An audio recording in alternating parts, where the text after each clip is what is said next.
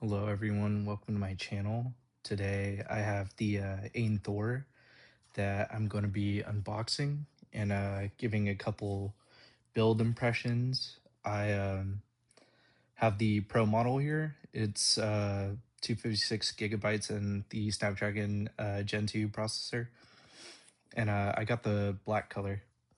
And so my experience before has been like just having a Flip 2 as my first Android handheld. So I'm curious to see what the build quality is like of this. I just got this in today through DHL. Let me push that to the side real quick. I do have the grip. Let's see. Wow, this is really nice packaging. Okay, just a couple safety tips. Just standard stuff. This so far pretty nice packaging, honestly. Okay, so here is the device. Let me get this out. Oh wow.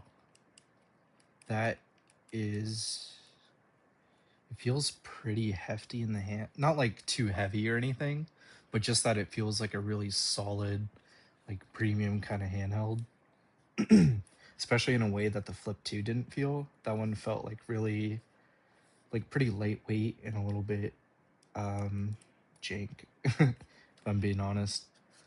Not that there's anything wrong with it in the design or anything.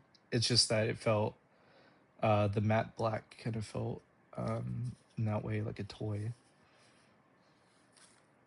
Okay, so here is the inside. So it has this all glass around both of the screens and the controls and everything. These two rubber stoppers for when you close it. Okay.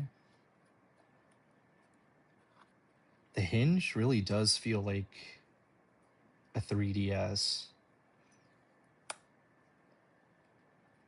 It wasn't like it's not like the Flip 2 where it's like really rigid and you kind of can't move it as smoothly. But so far, like this feels really nice. Like this feels like a good hefty little handheld. I've heard everyone complain about the triggers, and I do feel that they aren't very comfortable.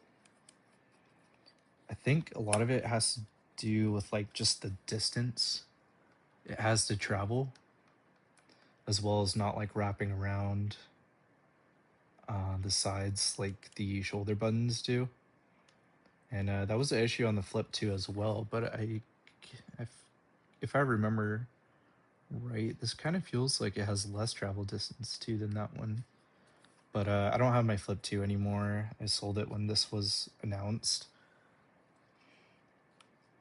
I didn't really see the need of having like two Flip handhelds. These thumbsticks feel like premium for sure, but they do feel, I think, a little bit smaller than the Flip 2s. Feels smaller on my thumbs for sure. The D-pad feels pretty good, solid. I'm not a fan of those like Xbox styles where it's like there's no like space in between, like you can only press in four ways. I think that way feels better. So I got the back button, home button. Let's take a look up here. So you got the fan vents here too. Overall, like this feels like a really solidly constructed handheld. Like a lot of design, a lot of the design it seems well thought out.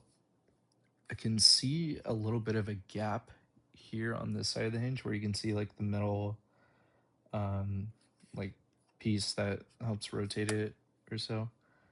And then this one's much more like flush though on this side. But doesn't seem like it'll be too much of a problem, but just one thing to note. Okay, so how do I turn this thing on? It's down here. Some haptic feedback when I turned it on. Let's see, hopefully it just takes a little while. Or there you go. Let's see.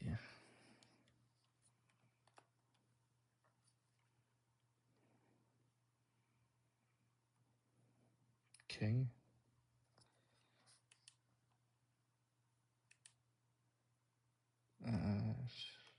Okay, it's just gonna ask me to connect to the internet and everything. Skip. Let's just go with Android launcher and just complete. Whoa, these OLEDs really pop out. These AMOLED screens, they look really nice with the black borders too. It's like really flush.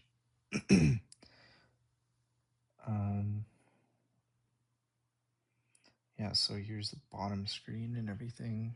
Looks like it just has the same. Oh, there's specific software. Okay, brightness, top screen volume. Let's see, task. I seem to have gotten myself in the Google Store and I don't know how to get out of it. Man, how do you use Android again? I almost forgot, to be honest. Not that there's a problem with it, it's just there's so many options that it's very easy to get lost in. Okay, turning off the bottom screen.